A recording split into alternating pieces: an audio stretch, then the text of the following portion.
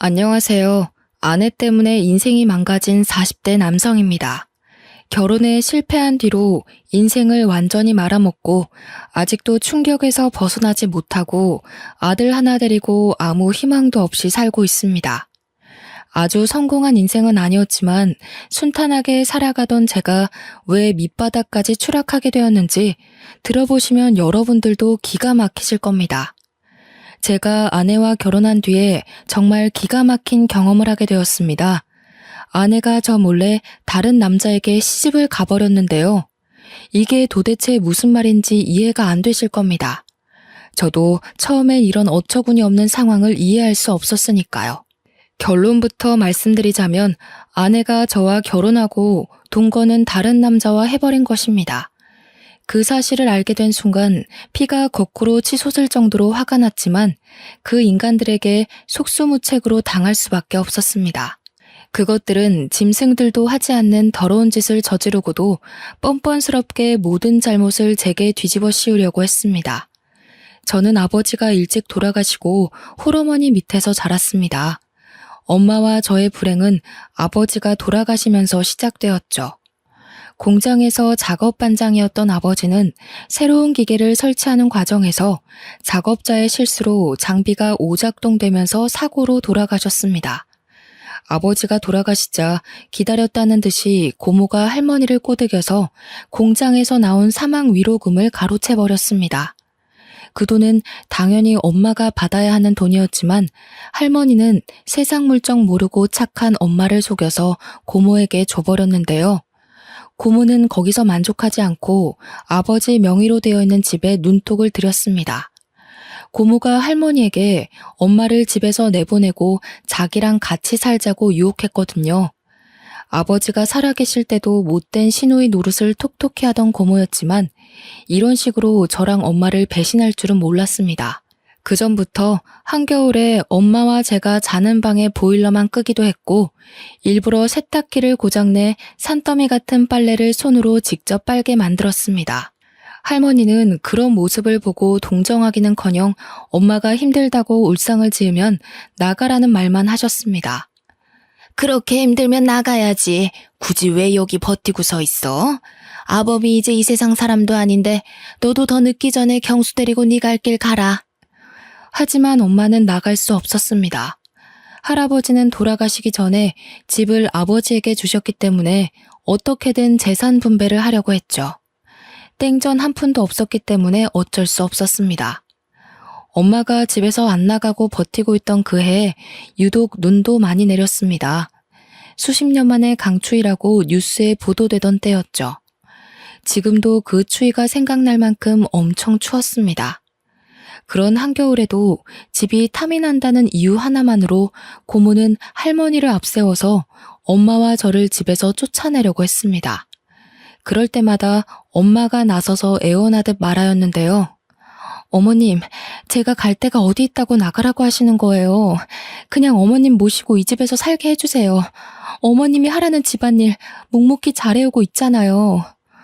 엄마는 이 집에서 나가면 당장 살아갈 날들이 막막하다고 할머니에게 애원했지만 할머니와 고모는 돈에 눈이 멀어서 냉정하게 돌아섰습니다.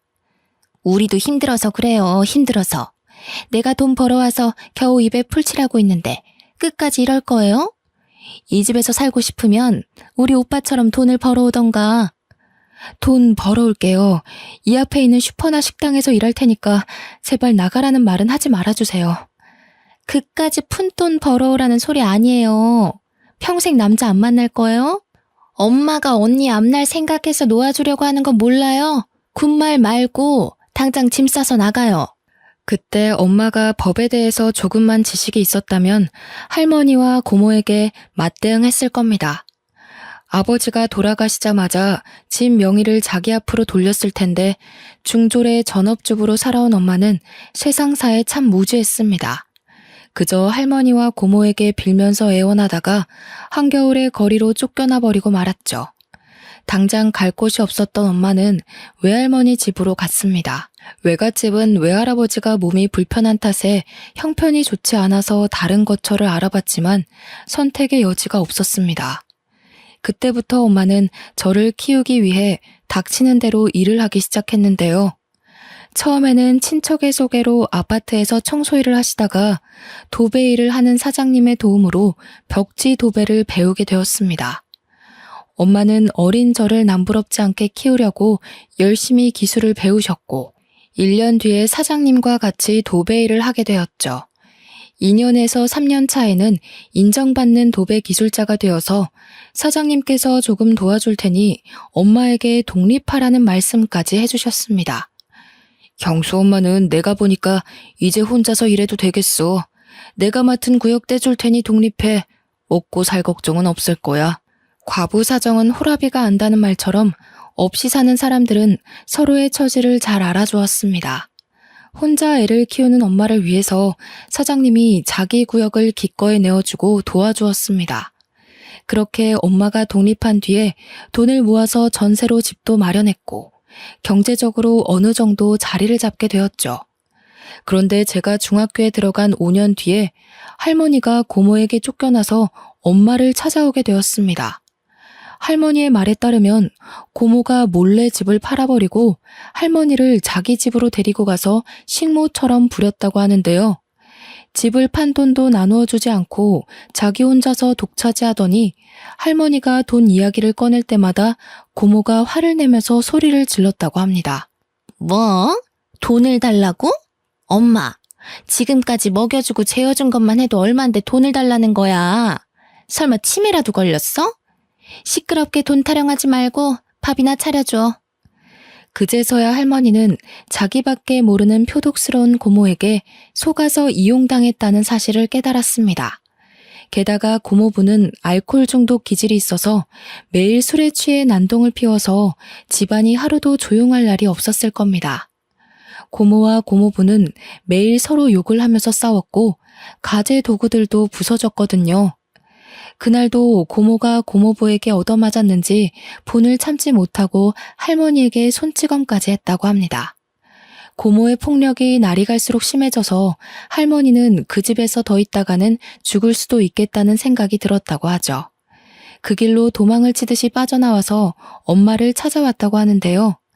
저는 할머니를 내쫓았으면 했지만 할머니가 울면서 용서를 비니까 마음이 약한 엄마는 할머니를 받아주었습니다.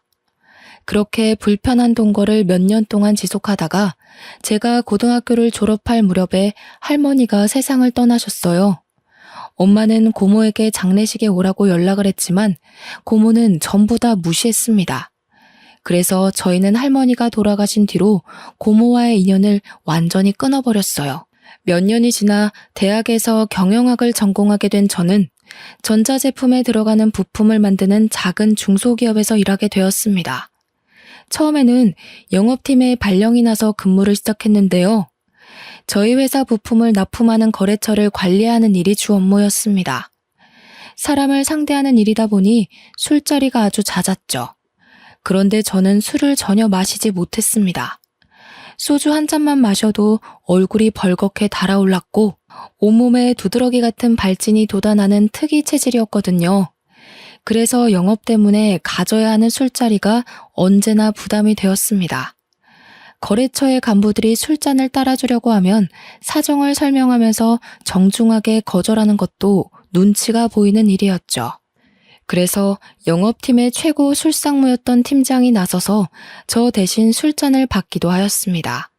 그러다 새로운 납품 회사를 뚫어서 담당자들끼리 인사를 하는 회식 자리를 갖게 되었습니다. 새 거래처의 팀장이 술고래에 융통성이라고는 전혀 없어 보이는 깐깐한 사람이었는데요. 그날도 저한테 술잔을 쥐어주며 술을 강요하기 시작했습니다. 어허, 세상에 술 못 마시는 사람이 어딨어? 그러지 말고 한 잔만 받아. 한 잔 마신다고 죽어? 죽냐고. 아이 얼른 마셔보래도. 팀장이 술에 취해서 제가 하는 말을 귓등으로도 듣지 않았습니다. 결국 더 이상 거절하지 못하고 술을 마셨는데 팀장이 계속해서 술을 권하더라고요. 결국 얼굴과 목에 심한 두드러기가 돋아올라서 힘이 들었습니다. 제가 병원에 가야 할 것 같다고 말해서 저 때문에 술자리 흥이 박살나고 말았죠. 이 일을 계기로 영업팀장과의 면담 자리에서 다른 부서로 보내주겠다는 말까지 듣게 되었습니다. 경수, 너 저번에 보니까 안 되겠더라. 우리 부서가 술자리에 꼭 참석해야 하는데 술을 못 먹으니까 영 분위기가 안 잡히더라. 너도 힘들었지? 적성에 안 맞는 것 같으니까 적당한 부서로 옮겨줄게. 여기서 거절하고 버티고 있을 수 없어서 우선 알겠다고 했는데요. 얼마 후에 회사의 회계를 맡은 부서로 발령을 받게 되었습니다. 늘 숫자와 씨름해야 하는 머리 아픈 업무였죠. 면접 볼 때 회계 공부를 한 적이 있다고 말한 걸 기억하고 있었는지 비전공자인 저보고 직접 부딪히면서 일해보라고 하더군요. 중소기업은 다 똑같은 것 같습니다. 사람이 안 구해지는 것 같으니까 아무 인력이나 집어넣어보고 아님 말고 식이었는데요. 다행히 회계 공부에 흥미가 있었던 저는 공부를 하면서 회사를 다녔습니다. 회계사 일은 아니었지만 회계 업무를 보조하는 일이라 가능한 일이었습니다. 그러다 저희 회사와 계약을 한 회계사가 건강이 안 좋아져서 그만두었고 대신 다른 젊은 여성 회계사가 배치되었습니다. 분기 결산이나 회계 감사를 하는 때가 되면 소연 씨라는 여성 회계사와 제가 밤을 새가면서 장부를 맞춰보고 회계 보고서를 만들었죠.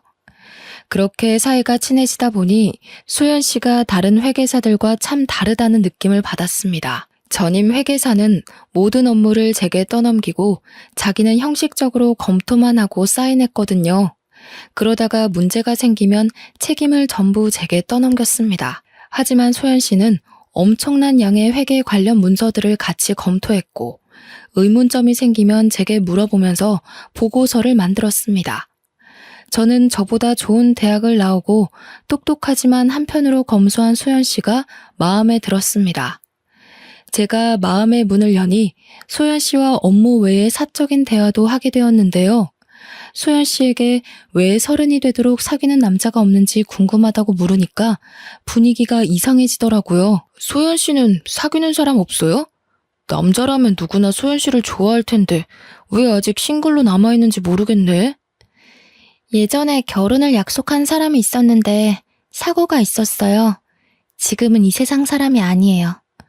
소연 씨에게는 대학 시절부터 사귀던 애인이 있었는데 사고로 세상을 떠난 것 같더군요.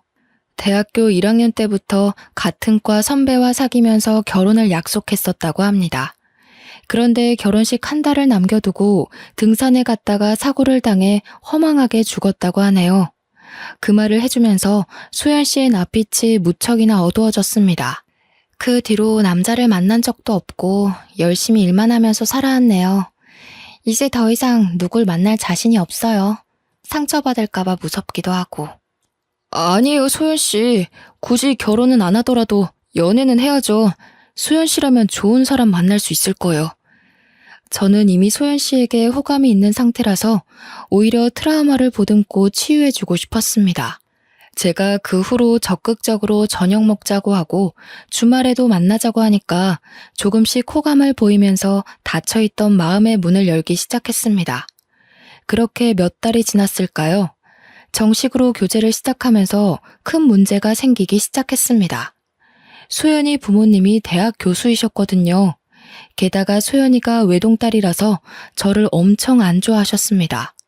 하긴 대학 교수 집안이 아니더라도 별 볼 일 없는 저를 사윗감으로 못마땅하게 생각하는 건 당연한 일이었죠. 하지만 소연이는 끝까지 저를 포기하지 않고 시댁으로 끌고 가 결혼을 전제로 만나는 걸 허락받으려고 하였습니다. 그런데 장모님께서 소리를 지르면서 반대하셨는데요. 아버지도 없고 직업도 변변치 않은 놈이 뭐가 좋다고 결혼을 하겠다는 거냐?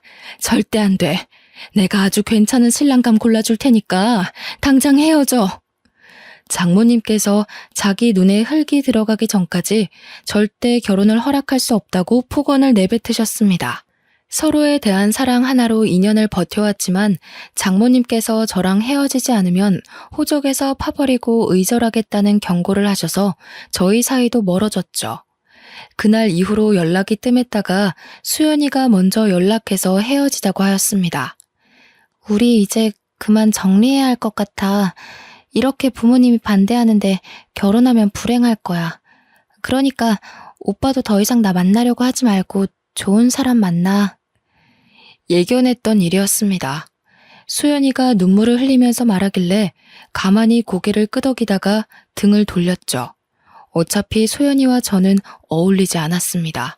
몇 달 뒤에 집안 배경이 좋은 변호사를 만나 결혼했다는 소식을 들으니까 저랑 어울리지 않는 여자였다는 생각이 더욱더 강력하게 들더군요. 소연이는 당연히 회사 사람들에게 결혼 소식을 알리고 퇴사하였습니다. 실연을 당한 게 티가 났는지 자꾸만 실수를 하자 회계팀장이 제게 면담을 하자고 하였습니다. 그리고 제게 생각을 정리할 시간이 필요해 보인다고 했죠. 그래, 너도 소연 씨 그만둔 거 알고 있지? 지금 일이 손에 안 잡힐 거야. 생각 같아서는 한 달 정도 휴가를 끊어주고 싶은데 그럴 수는 없고 일주일만 쉬다가 돌아와. 회계팀장이 제 사정을 이해해줘서 휴가를 내고 제주도로 일주일간 여행을 떠났습니다.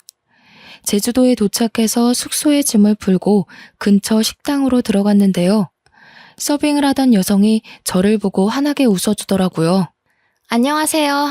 딱 보니까 이 동네 사람은 아닌 것 같은데 저희 식당 처음 오셨어요? 네, 이제 막 제주도에 도착했는데 여기는 뭐가 맛있나요? 전부 다 맛있지만 흑돼지 백반이 최고 인기 메뉴예요. 그걸로 드릴까요? 네, 그걸로 주세요. 서빙을 하던 여성이 추천해주던 대로 제주도 흑돼지 백반을 시켰는데 양이 정말 푸짐하고 맛도 좋더라고요. 고기가 입에서 살살 녹았고 감칠맛이 났습니다. 다음에도 또 오고 싶다는 생각을 하고 있는데 서빙을 하던 여성이 갑자기 말을 걸어왔죠. 혼자서 여행 오셨나 봐요? 네, 머리 좀 식히려고 혼자 왔어요. 얼마나 계시다 갈 건가요? 일주일 정도 머물 겁니다. 여행 계획은 잡으셨어요? 아니요, 그냥 아무 생각 없이 훌쩍 떠난 거라 계획은 없어요. 그럼 제가 가이드 해드릴까요? 예? 갑자기요? 오늘 처음 본 손님의 여행 가이드를 해주겠다고 나서니까 당황스럽더군요. 솔직히 그때는 혼자 있고 싶었지만 힘들고 지쳐 보여서 가이드 해주고 싶다는 말을 듣고 마음이 흔들렸습니다. 저야 가이드 해주시면 좋죠. 그런데 여기서 일하셔야 하는 거 아니에요? 이 식당 제 아버지 거예요. 틈날 때마다 도와드리고 있어서 자리 비워도 괜찮아요. 잠깐만요. 아버지께 물어보고 올게요. 그러면서 카운터에 앉아있던 남자에게 다가가서 뭐라 말을 하고 있었습니다. 사장으로 보이는 남자가 저를 굳은 표정으로 쳐다보더니 고개를 젓고 있더라고요. 그랬더니 서빙을 해주던 여자의 목소리가 조금 커졌습니다. 아니 아빠, 도대체 왜 안 된다는 거야? 이번에 알바 구해줬다며. 일 안 도와줘도 되니까 집에 있어. 내가 도대체 몇 번을 말해줘야 돼? 외지 남자는 만나지 말라고 했잖아. 그냥 혼자 온 분 가이드 해드리는 거야. 다른 뜻은 없어. 저는 괜찮다고 말하려고 하는데 여성분이 고집을 피우자 아버지도 알겠다고 하더군요. 그 말을 듣자마자 신이 난 여성분이 당장 내일부터 같이 다니자고 말하였습니다. 숙소가 어디예요? 내일 아침에 제가 차 가지고 갈게요. 이렇게까지 좋아하다니 이 여자가 저한테 호감이 있는 건 아닐까 하는 생각이 들었습니다. 저는 여성분 이름도 모른 채 내일 만날 약속을 잡게 되었습니다.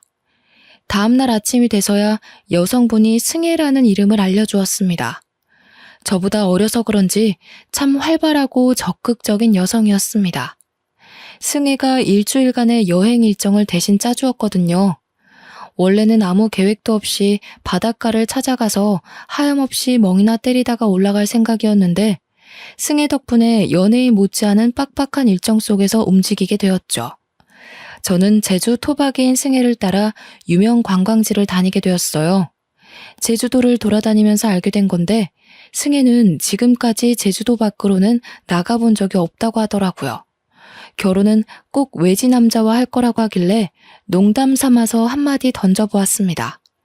설마 나랑 하려고 그러는 거 아니지? 사실 갑자기 가이드 해주겠다고 나서서 놀랬어. 나는 좋은데 당장 식 올리자. 나 오빠 보자마자 완전 반했잖아. 오빠 진짜 잘생긴 거 알고 있지? 그게 무슨 소리야? 장난으로 말하는 거지? 승혜가 제 말을 듣고 까르륵 웃기만 하고 더 이상 말을 안 하더군요. 농담인 것처럼 툭 던져보았지만 승혜는 저를 좋아하는 눈치였습니다. 또래 여자들이랑 다르게 20대 초반 여자애처럼 솔직하게 말하고 부끄러워하는 모습이 새롭게 다가왔죠. 저도 그래서 승혜에게 마음이 끌리고 있었습니다. 제가 그동안 조용하고 성숙한 여자들만 사귀었었는데 수다쟁이처럼 말이 많으면서도 애교도 많은 승혜를 보니 또 다른 느낌이었거든요. 그렇게 저희들은 같이 여행을 다니다가 자연스럽게 서울에서도 계속 연락하자는 말을 나누었습니다. 고백만 안 했지 연인처럼 손도 잡고 질투도 하는 사이가 된 거죠. 오빠, 이제 경기도 올라가는 거야? 나도 2달 뒤 오빠 보러 갈게. 그때 나 모른 척하면 가만 안 둔다. 내가 그럴 리 있겠어. 너만 기다리고 있을게. 꼭 와야 해. 이렇게 서로 만나자는 약속을 하고 여행을 마치고 일상으로 돌아갔습니다. 2달 뒤에 진짜로 승혜가 와서 같이 서울로 나들이를 갔는데요. 내년에 30이 되는 나이인데도 승혜는 서울을 처음 와본다고 했습니다. 그래서 이번에는 제가 승혜의 여행 가이드가 되어주었죠. 승혜가 가고 싶다는 백화점에 들려서 쇼핑도 하고 놀이동산에서 즐겁게 놀다가 명동과 번화가 구경을 했습니다. 승혜가 그렇게 사흘을 머물다가 내려갔습니다. 그때부터 승혜와 저는 경기도와 제주도를 오가면서 연애를 하게 되었습니다. 지역 특성상 자주 내려가 보지는 못했지만 전화 통화를 자주 해서 애틋했죠. 한 달에 한 번 월차를 아꼈다가 주말 전날에 월차를 써서 제주도에 가서 3, 4일 정도 머물다가 오곤 했습니다. 저희가 그런 식으로 장거리 원정 연애를 한 지 6개월이 지났을 때 승혜에게 결혼하자는 청혼을 하였습니다. 너무 섣부른 판단 같았지만 저는 승혜와 같이 살고 싶었으니까요. 그리고 나이도 있어서 결혼을 더 이상 미루면 안 됐습니다. 다행히 승혜가 제 프로포즈를 받아주었습니다. 장인어른과 장모님께 정식으로 인사를 드리러 갔는데 장인어른의 표정이 진짜 어두워 보였습니다. 제가 잔뜩 긴장한 얼굴로 결혼을 허락해달라고 말씀드리니 느낌이 싸한 말을 해주셨습니다. 이왕 이렇게 됐으니 어쩔 수 없지. 잘 살도록 해라. 왜 그러냐고 꼬치꼬치 캐물을 수도 없어서 감사하다고 하고 넘어갔죠. 마음에는 안 들지만 하는 수 없이 사위로 맞아준다는 분위기라서 기분이 썩 좋지는 않았습니다. 승혜와 저는 결혼 후에 제가 마련해둔 경기도의 신혼집에서 살게 되었는데요. 이상하게 아내가 결혼 초부터 제주도에 자주 내려가기 시작했습니다. 물론 처가와 친구들이 모두 제주도에 있으니 일이 있을 때마다 내려가는 건 당연한 일이었지만 아내가 한 달에 몇 번씩 제주도에 내려가니까 이상하더군요. 하지만 처가에 가지 말라고 할 수도 없어서 그냥 두었습니다. 그쯤 아이도 가졌으니 힘들어서 처가에 자주 가는 거라고 생각했죠. 그렇게 2년이 흐른 뒤에 저희 아들 돌잔치 날이 다가왔습니다. 아내가 퇴근하고 돌아온 저를 붙잡고 돌잔치를 제주도에서 하자고 하더라고요. 여보, 우리 돌잔치 제주도에서 할 거지? 아버지가 친척들 전부 모시고 우리 식당에서 하고 싶대. 그래? 마침 그때가 여름 휴가철이니까 여행 겸해서 내려가서 푹 쉬었다가 오자. 아들의 돌잔치 날을 위해 월차까지 내고 제주도로 내려갔는데요. 그날 아내의 동네 친구라는 남자를 만나게 되었습니다. 여보, 인사해. 어릴 때부터 같이 자란 동네 오빠야. 처음 뵙겠습니다. 장수철이라고 합니다. 예, 반갑습니다. 김경수라고 합니다. 돌잔치 준비하기도 바빠 죽겠는데 아내가 아는 오빠를 소개해주겠다고 했을 때 약간 당황스럽긴 했습니다. 게다가 아무리 친한 오빠라고 하더라도 남편에게 알고 지냈던 남자를 소개해준다는 건 흔한 일이 아니잖아요. 하지만 제가 보수적인 거라고 생각했습니다. 아내가 장수철이라는 남자를 진짜 친구라고 생각하는 거라며 이해해 보려고 했죠. 수철 씨는 민박집을 운영하고 있다며 처가까지 가지 말고 민박집에서 묵고 가라고 하였습니다. 처가 좁은 거 알고 계시지? 거기서 잠자고 하려고 눈치 보일 텐데 모처럼 오셨는데 저희 집에서 하루 묵었다 가시죠. 수철 씨가 처가의 집 크기까지 알고 있는 게 찝찝했지만 제주도에 머무는 동안 그곳에서 며칠 지내기로 하였습니다. 수철 씨는 친절하게 민박집 하나하나를 구경시켜주면서 설명해주더군요. 덕분에 관심도 없던 아내의 친한 오빠의 취미 생활까지 알게 되었습니다. 조개 껍데기가 가득 있는 방안을 보여주길래 멋지다, 근사하다는 말로 대충 대꾸해 주었죠. 무언가 봐달라는 눈치였지만 안 그래도 돌잔치 준비 때문에 지쳐있는 상태였습니다. 관심도 없는 조개 껍데기 구경할 시간이 없어서 얼른 돌잔치 장소로 넘어갔는데요. 돌잔치를 마치고 저는 회사 일 때문에 다시 경기도로 올라갔습니다. 아내는 제주도에 더 있겠다고 하더니 2주 뒤에 올라왔습니다. 그날 이후로 아내가 점점 제주도에 머무는 시간이 길어졌습니다. 여보, 다음 주에 제주도 가서 보름만 있다가 올게. 뭐? 저번에는 2주나 더 있다가 왔잖아. 왜 보름이나 있으려고 하는 거야? 엄마가 몸이 안 좋아서 식당 일 도와달라고 그러네? 아내가 식당 일을 핑계로 제주도에 가더니 보름 혹은 한 달씩 머물다가 오기 시작했습니다. 그리고 며칠 지나지 않아서 또 제주도에 갔고 2달 넘게 지내다가 오기도 했죠. 저는 장모님이 아파서 그런 거라고 생각해서 제 아들이 6살이 될 때까지 1년의 절반 이상을 제주도에서 지내게 하였습니다. 그런데 모임에서 만난 고등학교 동창이 뜻밖의 말을 꺼내놓았습니다. 내가 저번 달에 제주도로 휴가를 갔는데 재수 씨를 만났어. 땡땡 민박집에서 지내고 있더라? 재수 씨는 왜 거기서 지내고 있는 거래? 친구는 제주도 여행을 계획하고 숙소를 알아보다가 비교적 가격이 저렴한 민박집을 예약했는데 그곳에서 아내를 봤다는 겁니다. 재수 씨는 나를 못 알아보는 것 같았는데 분명히 재수 씨가 맞았어. 웬 남자랑 같이 있는 걸 봐서 아는 척은 안 했거든? 내가 둘이 무슨 사이냐고 물어보니까 재수 씨가 뭐라 한 줄 알아? 둘이 부부 사이래. 우리 와이프가 거기 있을 리가 없잖아. 네가 잘못 본 거야.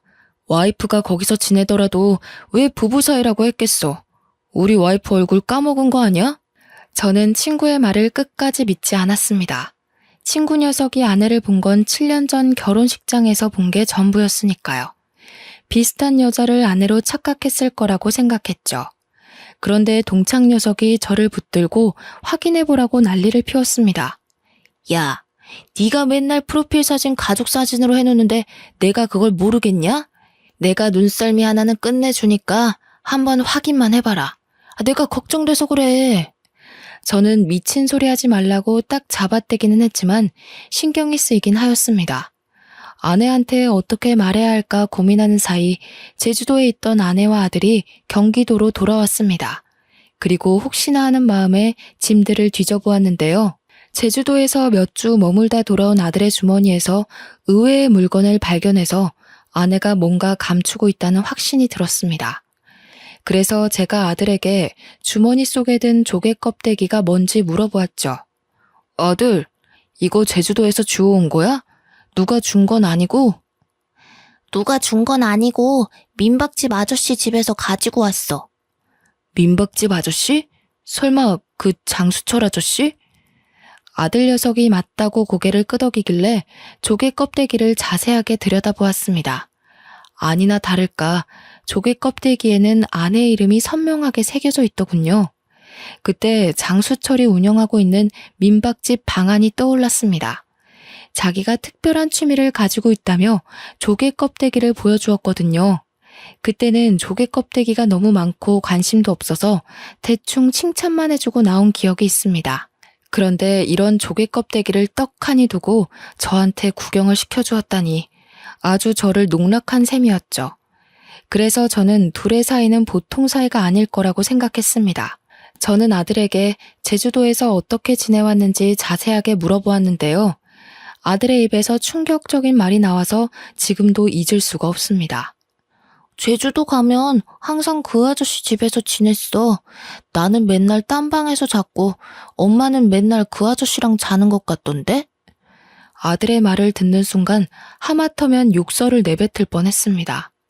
민박집을 하고 있는 그놈은 아내와 친한 오빠가 아니라 내연남이었던 거죠. 아내는 제주도에 살고 있는 내연남을 만나기 위해 거짓말을 하고 제주도에 갔던 것입니다.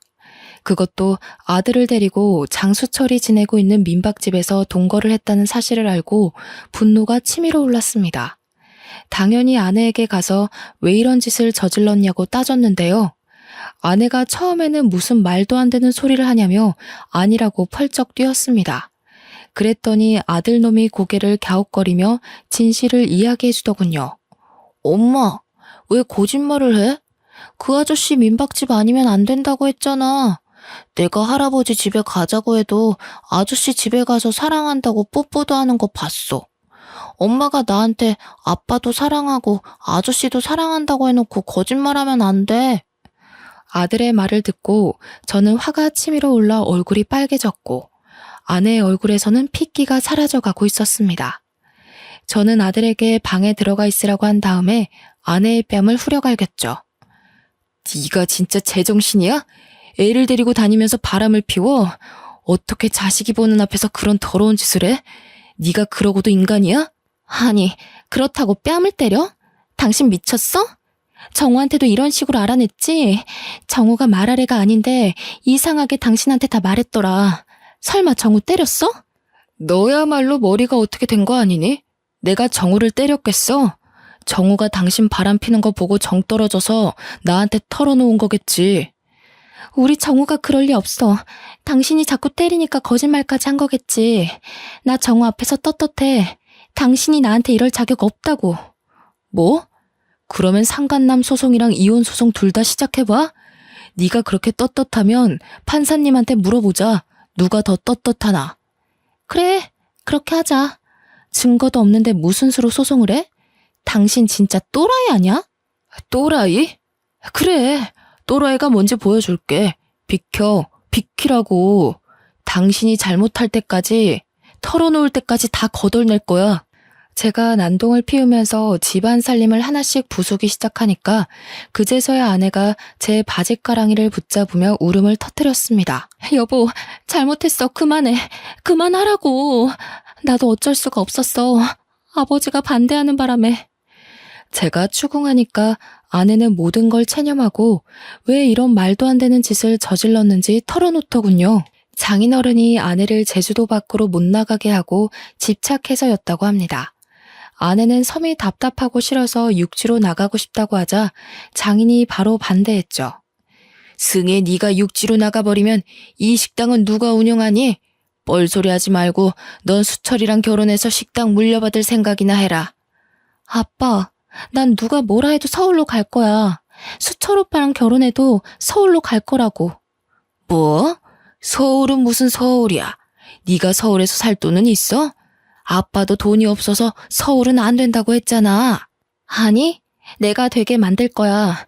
꼭 이 지긋지긋한 제주도 빠져나갈 거라고. 아내가 제주도를 떠나겠다고 고집하자 수철이라는 남자랑도 다퉜다고 하죠. 사귀던 남자와 사이가 소홀해지자 아내가 외지 여행객들이 많이 오는 식당에서 일을 하면서 괜찮은 남자를 물색했던 겁니다. 제주도를 떠나고 싶어하는 아내의 속셈을 잘 알고 있던 장인은 저와 결혼하겠다고 했을 때 못마땅하게 생각했던 것인데요. 아내가 처음부터 제게 친절하게 대하면서 가이드를 해주겠다고 한 것도 저를 꼬셔서 제주도를 벗어나 보려는 속셈이었습니다. 결국 장인어른이 아내에게 두 손 두 발을 들고 저와의 결혼을 허락해 주었죠. 그런데 아내는 수철이라는 남자랑 다시 연락이 닿아서 연인 관계로 발전하고 말았습니다. 한마디로 결혼은 저와 하고 동거는 그놈과 했던 것입니다. 이제 모든 걸 알았으니 결판을 내야만 했습니다. 저는 당장 제주도로 내려가서 장인을 만나서 자초지종을 따져보았죠. 그런데 장인은 뻔뻔한 태도를 보여주었습니다. 자네 기분이 상했다면 내가 사과할 테니까 없던 일로 하게. 나도 딸애가 그럴 줄 알았나? 중간에 알았지만 이혼할 것 같아서 입 다물고 있었네. 저는 장인의 몰상식한 말에 소리를 지르고 말았는데요. 장인어른, 이게 사과하면 끝날 문제라고 생각하세요? 제 가정이 깨졌고 인생이 끝났단 말입니다. 확실하게 책임지셔야 합니다. 제가 그렇게 만들 거예요. 이런 식으로 씩씩대면서 처가를 나와서 장수철이 운영하는 민박집으로 차를 몰고 갔습니다. 민박집에서 만난 그놈은 어처구니 없는 변명을 짓거려 놓았죠. 승혜를 너무 사랑해서 제 곁에 두고 싶어서 그랬어요. 정말 죄송합니다. 먼저 연락해서 승혜를 흔들어 놓은 제 잘못입니다. 제발 용서해 주세요. 뭐 어쩌고 저째? 사과하면 다야? 무릎 꿇고 싹싹 빌어도 절대 용서 못해. 네가 내 인생 망친 것처럼 나도 네 인생 망가뜨릴 거라고. 두고 봐. 내가 바로 송장 보낼 테니까 딱 기다리고 있으라고. 이제 더 이상 안 만나겠습니다. 연락 끊고 조용히 살겠습니다. 사과하고 안 만나겠다는데 도대체 왜 그러십니까? 예? 그놈도 장인어른과 마찬가지로 그냥 사과만 하면 끝날 거라는 착각을 하고 있었습니다. 말이 안 통하는 인간들에게는 법대로 하는 수밖에 없죠. 그래서 아내를 상대로 이혼 소송을 했고 그놈에게도 소송을 통해서 불륜의 책임을 물게 했습니다. 처가 쪽은 위자료와 아들의 양육비를 감당하기 위해서 전 재산인 식당을 처분해야 했고 장수철 그놈은 민박집 문을 닫았는데요. 소송을 하고 나서 혹시나 하는 마음에 아들 녀석의 친자 검사를 했습니다. 다행히 아들은 제 자식이 맞았습니다. 그러던 와중 아내에게서 기가 막히는 연락을 받기도 했죠. 여보, 당신이 하라는 대로 다 할 테니 제발 식당만은 돌려줘. 부탁이야. 이러다 우리 다 굶어 죽겠어. 소송에서 엄청난 위자료 폭탄을 맞자 아내는 울면서 식당만은 돌려달라고 애원했지만 배우자를 속이고 파렴치한 동거를 한 것이 얼마나 큰 잘못인지 확실히 알려줘야 했습니다. 아내의 부탁을 거절했는데도 아직까지 연락이 오고 있네요. 아들 녀석 때문에 차단할 수도 없고 날이 갈수록 힘이 듭니다. 여러분도 아시겠지만 불륜이란 얄팍한 핑계를 둘러댄다고 용서받을 수 있는 잘못이 아닙니다. 함께 가정을 꾸리고 살을 맞대고 살아온 배우자를 배신하고 가정을 파탄내는 건 배우자의 남은 인생을 완전히 망가뜨리는 참담한 잘못이죠. 여러분들은 제 아내처럼 실수하지 마시고 배우자의 입장에서 생각하고 판단하는 지혜로 하루하루를 살아가시길 바랍니다. 여기까지 읽어주셔서 감사합니다.